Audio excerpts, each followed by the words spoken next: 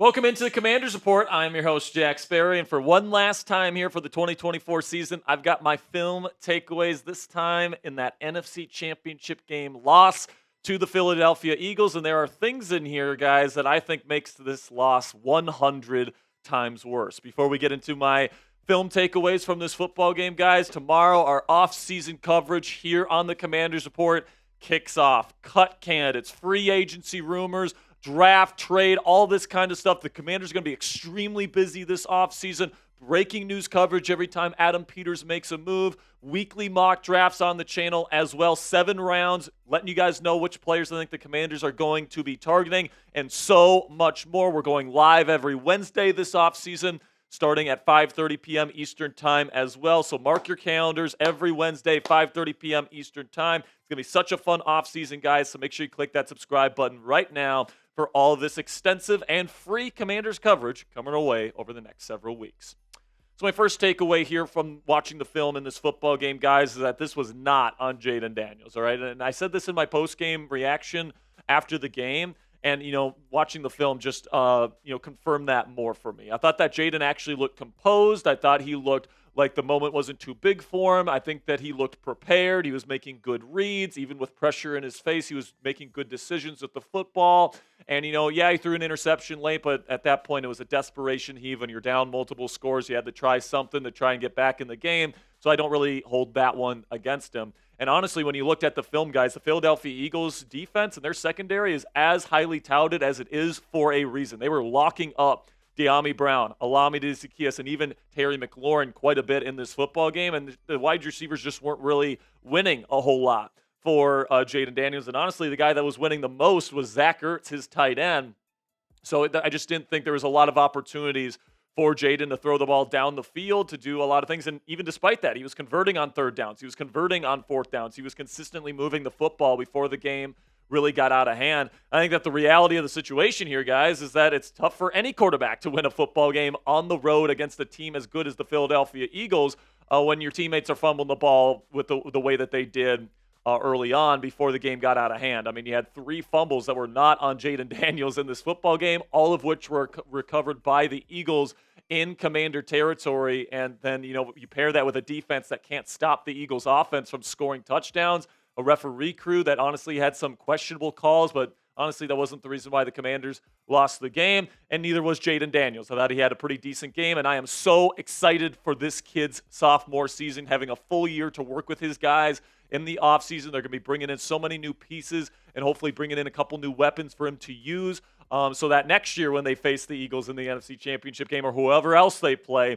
they're going to be better equipped and more ready to become a legit Super Bowl contender next season. Honestly, my pick for 2025 MVP, once they rebuff the offensive line, once they give Jayden Daniels a better run game, once they give him better weapons to work with alongside Terry McLaurin, I think he's going to be the MVP of the league next year. That's my early prediction. We're starting off our offseason coverage with my prediction that Jayden Daniels will win MVP next year. I'll give him somewhere around a 30-35% chance to win the MVP. That's a pretty high chance, given that there's multiple guys that could win it every single year. So let me know down there in the comments section, what percent chance do you give Jayden Daniels to win NFL League MVP in 2025? Put it on a scale of 0 to 100 for me down there in the comments section. This is going to be the pinned comment on today's show. So we're going to talk about our sponsor today at Game Time in just a moment. Before we get into that, though, make sure you guys get down there, find that pinned comment at the top of the comment section, and answer today's pinned question. With that, let's have a word from our sponsor here at Game Time, which is the best place for you to buy tickets for the sports, music, comedy,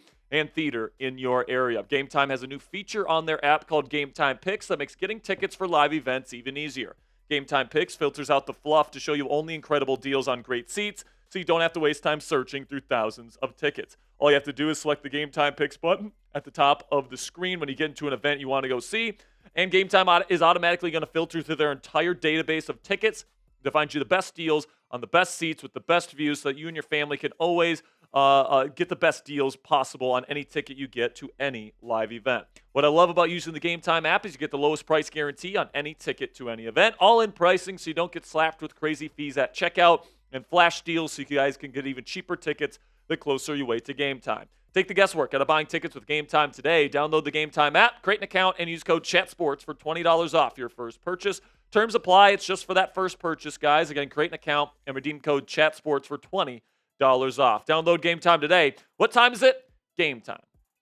My second takeaway after watching the film from this one is that Zach Ertz has been a steady presence for the Washington Commanders this entire season. Now, he's dealt with some drop issues at times. He's not the most dynamic athlete. He's not as fast as he used to be. But, man, he is still a crafty route runner. He's still really good at finding the open space against zone coverage. And he was really a safety blanket for Jayden Daniels, not only this season, but in this football game. He had 11 catches for over 100 yards.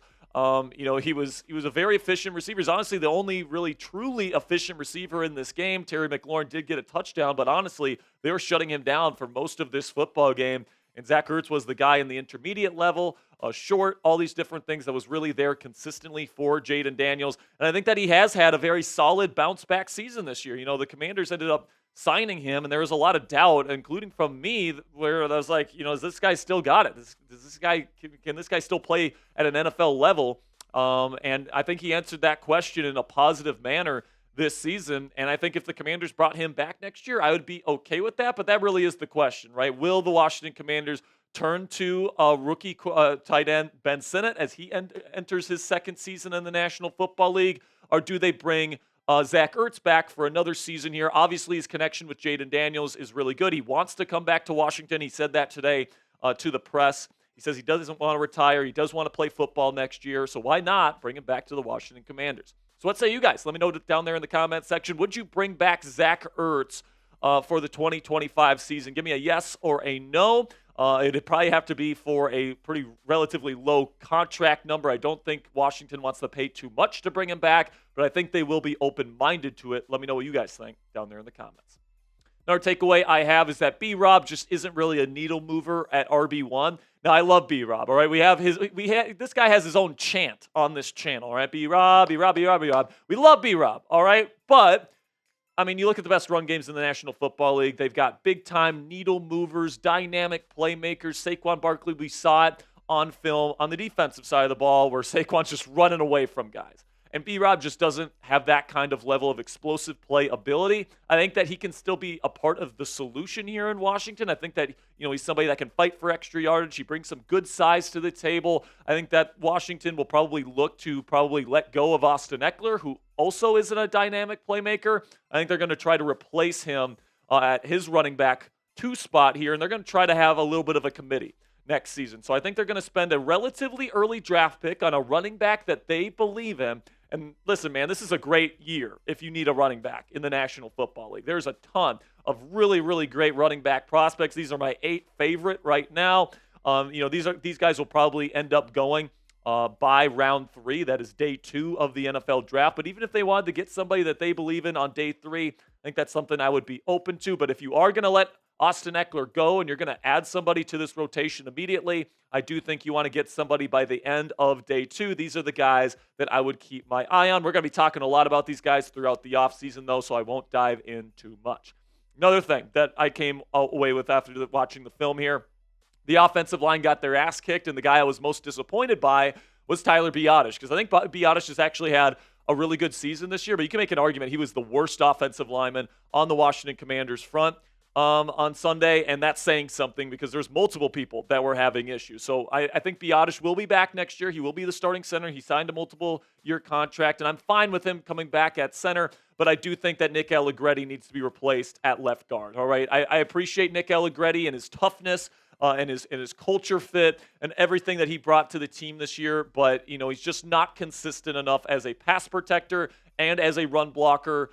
He lost multiple times on Sunday's film. I understand that Philly's pass rush is really good, but in order to win a Super Bowl, you have to go up against fronts like that, and Allegretti just isn't a good enough player to go up against those fronts consistently and win. So I think that he needs to be replaced, and the guy I would actually replace him with is the guy that played left tackle for this team down the stretch, Brandon Coleman, who I think needs to be moved from left tackle to either right tackle or left guard. Either one. Both positions need to be replaced, but I just don't think Coleman, with his hand usage, with his disconnect between his feet and his hands, it's just a lot of stuff that's concerning to me. And this is the stuff that concerned me when he was coming out of TCU. All right. And this is why he didn't have a great senior season there with the Horned Frogs. It's the reason why he was arguably the worst offensive tackle at Mobile last year with the Senior Bowl, which is this week, by the way. It's already here. It's crazy. But, I think that Coleman's the type of guy that's got the size, he's got the physical tools to be a really good guard or even a really good right tackle. But I think he really struggled in this football game. He struggled really all season. He had some bright spots and some flashes, but I do think that if I were the Commanders, I am looking for somebody that's a legit left tackle to helm that position moving forward. And I would actually use Brandon Coleman to replace Nick Allegretti this season. And that's probably what I would do if I were the Washington Commanders along the offensive line. So now, another player that I think the Commanders might want to move off of, and I love Bobby Wagner, man. I love the fact that they brought him in here to be kind of a defensive culture builder. This is a guy that had 10 straight all-pro seasons, for Christ's sakes, man. This guy's one of the greatest linebackers to ever play. He's one of the best leaders and culture builders in the history of the National Football League. But personally, I would move off of him this offseason. All right, when you are in a division with Saquon Barkley and you're in a conference with Saquon Barkley and you got to stop that cat next year, I just don't know if Bobby Wagner has the sideline speed anymore or the juice to be able to get it done. He was a big reason why Saquon was able to bust that huge run on the first play of the game because he's just not fast enough to get to the outside and get to the contain. And, I think that I appreciate Wags for what he did this year. He's still a phenomenal tackler, phenomenal blitzer, great communicator, all these different things. But I think that you need to get a little bit more juice at the middle linebacker position, especially when the team you're trying to beat, Philadelphia, has as dynamic of rusher as Saquon Barkley. Then the final takeaway I had here is Marshon Lattimore actually worth the price tag to bring back next season? I think it's a fair question because you look at his PFF grade this year in totality with the Commanders and with the New Orleans Saints. It was just a 56.8. That's not a great grade, guys. That's 89th in the National Football League when he was tasked with going up against big-name receivers like A.J. Brown, like Mike Evans, the guys that he's going to have to beat in order to help this team win a Super Bowl. He didn't look like a guy that was capable of going up against those guys anymore. Now, I do think he's a scheme fit. I think that he's a very physical corner and an enforcer on the outside. So I actually think the Commanders really, really like him, and they sent what they sent for him to the New Orleans Saints, those multiple draft picks, for a reason. But you take a look at his upcoming cap hits here. $18 million next year and $18.5 million in 2026. He's still a top 10 paid cornerback in all of football, even though he's grading at 86th among corners in the National Football League this year. So he's going to have to prove it moving forward. But it is worth noting that none of this money up here is guaranteed. They could cut him this offseason and save $18 million against the cap in 2025. And if you're somebody that wants to really revamp this team, $18 million could certainly come in handy. But I think that Washington will keep him this season. They traded the draft assets they did for a reason for him. They believe in him. And I think with a full offseason where he's going to be fully healthy next year, he's going to fully understand the defense. He can really become a true leader of this unit. I think that they're expecting him to take a step forward in 2025. And yes, he's relatively expensive, but I think that they think he's going to be worth it in 2025. And I sure hope that he can take that step forward next season for this defense. So you be the GM. Down there in the comments section, would you keep or cut Marshon Lattimore?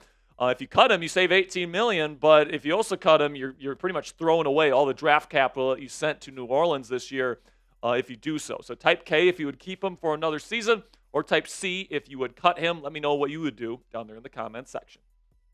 So some quick thoughts here to finish up here because we're putting a bow on the 2024 season for the Washington Commanders. And I just want to say from the bottom of my heart, guys, this has been a truly special season for me personally here at Chat Sports, being able to cover this team. It's been absolutely unbelievable. I will remember it forever. Everything from, covering the quarterback decision at number 2 overall to free agency where they made a flurry of moves, all the way into a season that included almost 10 last-second wins in the fourth quarter. It was really a pleasure this season to enjoy this really historic season with the Washington Commanders with all of you guys that support our channel here at the Commanders Report. But I'm telling you guys right now, we're just getting started here on this channel. We've got a full off-season blitz of videos coming out starting tomorrow where we have our off-season kickoff. That's a video you guys are not going to want to miss. So make sure you guys click that subscribe button right now for the most extensive Washington Commanders coverage you're going to find here on YouTube, 100% free.